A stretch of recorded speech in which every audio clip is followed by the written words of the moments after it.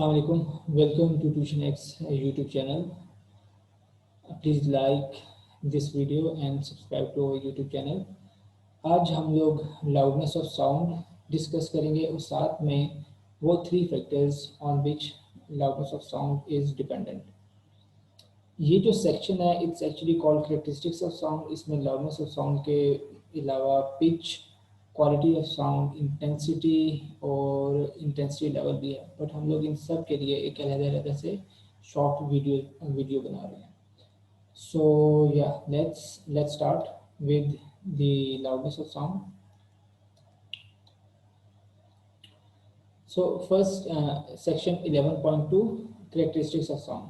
Sound of different objects can be distinguished on the basis of different characteristics as described below. Different objects की जो sound है उनको एक दूसरे से डिस्टिंग्विश किया जा सकता है on the basis of different characteristics. One of them is called loudness, and loudness is the characteristics of sound by which loud and faint sound can be distinguish. Loudness वो कैरेक्टरिस्टिक्स है जिसकी base के ऊपर हम लोग ऊंची और मध्यम या हल्की आवाज़ को हम लोग एक दूसरे से डिस्टिंग्विश कर सकते हैं. फॉर एग्जांपल, अगर मैं ऊंचा बोलता हूँ तो क्या और आहिस्ता बोलता हूँ तो ये दोनों के दरमियान में आप डिस्टिंग्विश कर पा रहे थे. वो जो कैरेक्टरिस्टिक है उसको कहते हैं जी loudness. When we talk to our friends our voice is low. जब हम लोग अपने दोस्तों के साथ बात कर रहे होते हैं हमारी आवाज़ आहिस्ता होती है. But when we are addressing a public gathering our voice is loud. But जब हम लोग एक बड़े हुजूम के साथ बात कर रहे थे तो हम लोग ऊंचा बोल रहे होते हैं ताकि पीछे के लोगों को भी आवाज़ आए. Loudness of a sound depends upon a number of factors. Some of them are discussed below. ये actually a number of factors पे डिपेंड करते हैं, बट हम लोग सिर्फ और सिर्फ 3 डिस्कस करेंगे. Number 1, the amplitude of vibrating body. जो वाइब्रेटिंग बॉडी है उसके एम्पलीट्यूड की बात करते हैं.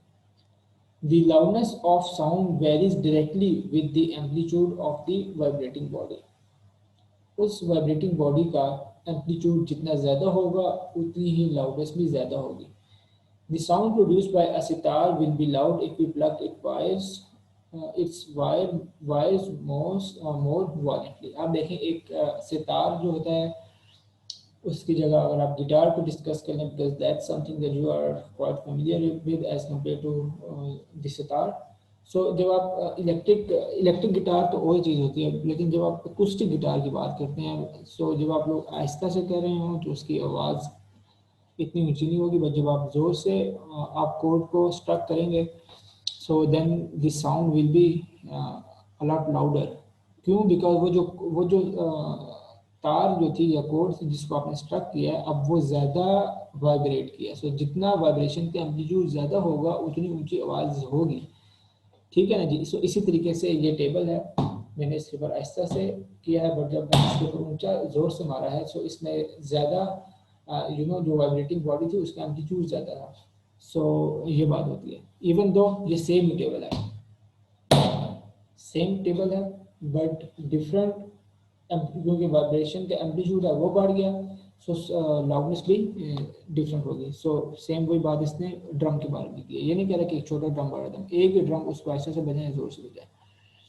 अच्छा, so before we move forward मैं आपको ये चीज़ें डिस्कस करना चाह रहा था. So identify which part of this musical instruments vibrate to produce sound. ये इंस्ट्रूमेंट्स है, इनमें से क्या चीज़ वाइब्रेट करती है जिससे साउंड आती है. इलेक्ट्रिक बेल के ऊपर एक हॉलो क्या कहेंगे उसको, डोम कहेंगे.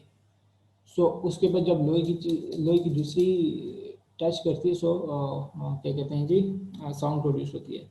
लाउड स्पीकर के अंदर मैग्नेट के ऊपर एक डायफ्राम होता है, एक झिल्ली सी होती है. जब आपने वूफर में देखा होगा वो आगे पीछे वाइब्रेट कर रही होती है, सो उससे साउंड प्रोड्यूस होती है. पियानो के पीछे जब आप की प्रेस करते हैं पीछे असल में कॉर्ड होती है वो स्ट्रक हो रही होती है, सो उससे साउंड प्रोड्यूस होती है. वायलिन की तो आपको पता है कॉर्ड्स होती हैं. फ्लूट में क्या चीज़ वाइब्रेट कर रही होती है, हवा वाइब्रेट कर रही होती है, और आप लोग अपनी उंगलियों से उसकी हवा की वाइब्रेशन को मैनिपुलेट कर रहे होते हैं. ठीक है जी. So this was quite interesting even though this is not part of your board exam in 2021, but future years के लिए जो 2021 के बाद के बच्चे हैं उनके लिए ये इंक्लूडेड है. साथ में ही मैं सेल्फ असेसमेंट भी कर सकता हूँ ताकि हमें पता चल जाए जो टॉपिक हमने अभी तक स्टडी किया है हमें कितना समझ आएगा.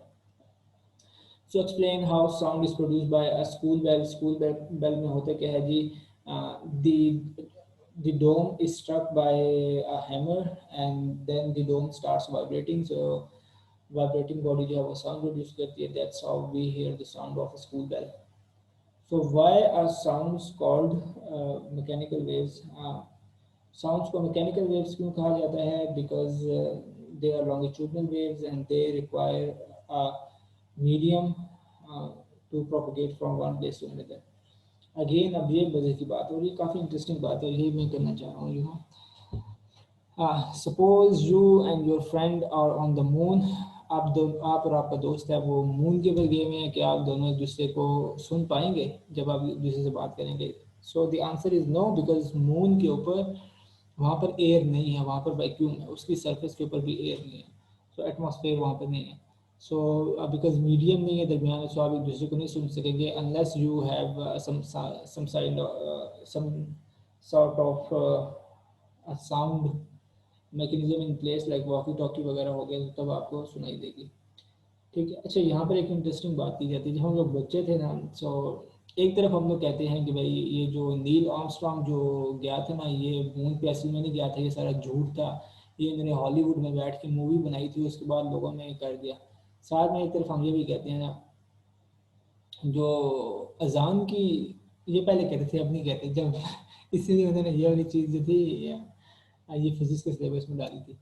सो कहते थे कि ना बच्चे आपस में एक दूसरे के साथ, हम भी ये कहते थे कि भाई नील आर्मस्ट्रॉन्ग एक दफ़ा चांद के ऊपर ना चहलकदमी कर रहा था, तो उसको अजान की आवाज़ सुनाई दी, और वो अजान की आवाज़ वो अर्थ से, वो दुनिया से आ रही थी, और ये मौलवी साहब खुतबा में पढ़ाते रहते थे, बड़े बड़े जलसों में यही बात पढ़ाई जाती थी, फजीलतें वाह वाह वाह वाह, और गोरे बैठ के मजाक उड़ाते थे। सो इन रियलिटी आपको यू नो अर्थ से चांद की आवाज़ जो है वो मून पर नहीं सुनाई देगी, ना ही वो नील आर्मस्ट्रॉन्ग चहलकदमी कर रहा था, वो मिशन पर गया था, वो करके आया था। सो ये सब झूठ चीज़ें होती हैं जो डाल दी थी, इसलिए ये सारी चीज़ें पढ़ना हमारे लिए ज़रूरी होता है। सो एनीहाउ लेट्स मूव फॉरवर्ड। अभी तक हमने पढ़ा है कि जी लाउडनेस के बारे में पढ़ा है, कि वो कैरेक्टरिस्टिक जिसके ज़रिए आप लोग एक ऊंची आवाज़ में और एक हल्की आवाज़ में डिफरेंस का पता कर सकते हैं। साथ में ही कि भाई amplitude of a vibrating body, कि वो डिपेंड नंबर वन किस पर करती है, कितना ज़्यादा उसका एम्पलीट्यूड है। फॉर एग्जांपल ये जो टेबल है, मैंने इसके ऊपर जब मैंने हल्के से मारा तो जो साउंड वेव प्रोड्यूस हुई उसका ये एम्पलीट्यूड। एम्पलीट्यूड क्या होता है? मेन पोजीशन से वो कितना दूर वाइब्रेट किया उसने। सो जब मध्यम आवाज़ थी तब उसने तब ये वाली वेव बनी है, लेकिन जब मैं ज़ोर से मारा है तब क्या हो रहा है? ज़्यादा ये सारा प्रोड्यूस हुआ। एक और चीज़ जिसके ऊपर लाउडनेस ऑफ साउंड डिपेंड करती है, that's the area of vibrating body. अच्छा जी, सो मेहंदी पर आपने देखा होगा एक छोटी सी ढोलकी होती है, छोटी सी ढोलकी जो नीचे गोद में रख के जी ठप ठप बजा रहे होते हैं, उसके बाद चम्मच भी मार रहे होते हैं, उसकी आवाज़ कम होती है। लेकिन जब आप बारात या वलीमे पर होते हैं, वहाँ बड़े बड़े आपने ढोल वाले बजाए होते हैं, जब वो मारते हैं तो आवाज़ बहुत ज़्यादा आती है। सो सरफेस एरिया पे डिपेंड करता है, वो जो एक जो डायफ्राम था उसके ऊपर डिपेंड करता है। सो आप छोटा ढोल लेकर आए, उसकी उसको उतने ही ज़ोर से मारेंगे जितना बड़े ढोल को मारेंगे, जिस बड़े ढोल का मतलब जिसका डायफ्राम का एरिया ज़्यादा होगा। सो डिफरेंस होता है ये, ठीक है। The loudness of sound also depends upon the area of vibrating body. For example sound produce by a large drum is louder than that by small one because of its large vibrating area, ठीक है। So because जो vibrating area है वो large है। If we strike a tuning fork on a rubber pad, a feeble sound will be heard. अगर हम एक tuning फोक लें, उसको एक रबर पैड को हाथ में उठाएं, ऊपर मारें, तो हमें बहुत ही मध्यम आवाज़ आएगी, बहुत ही कमज़ोर आवाज़।